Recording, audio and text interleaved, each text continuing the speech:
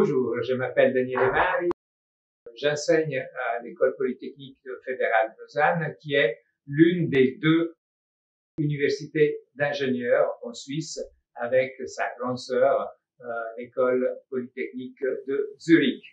L'École polytechnique de Lausanne, donc, forme chaque année plus de 1000 étudiants qui sortent de la formation d'ingénieurs des différentes filières.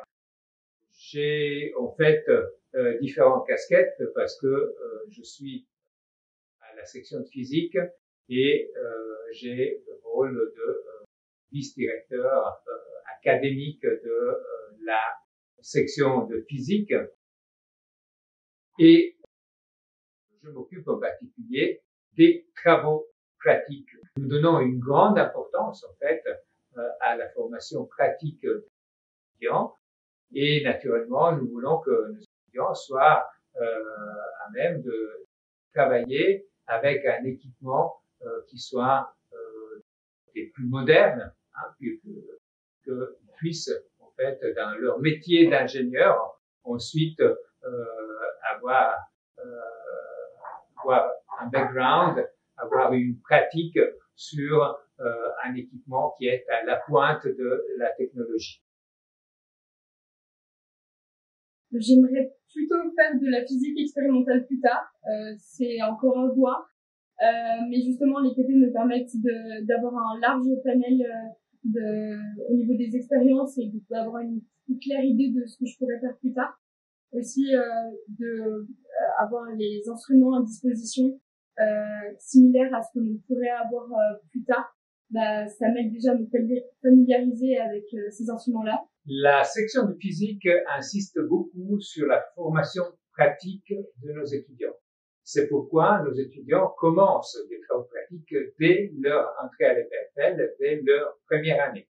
En fait, le cours qu'on appelle un cours de métrologie en première année, c'est une approche très pratique au laboratoire de physique dans lequel nos étudiants apprennent non pas des techniques expérimentales spécifiques, mais les bonnes pratiques de laboratoire.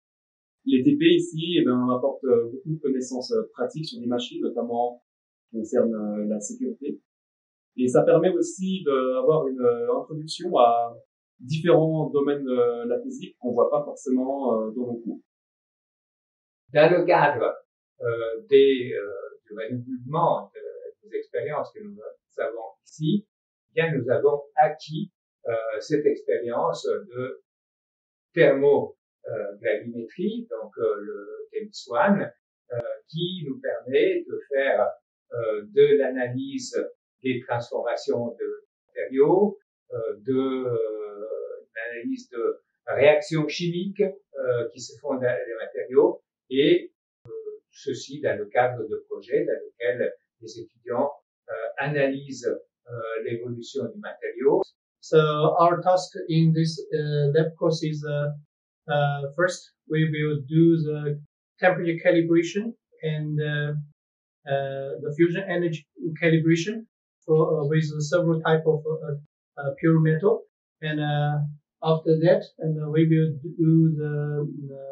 study the dehydration and the decomposition of copper sulfate sample, and the last topic for this lab course is we will study the vanadium oxidation kinetics.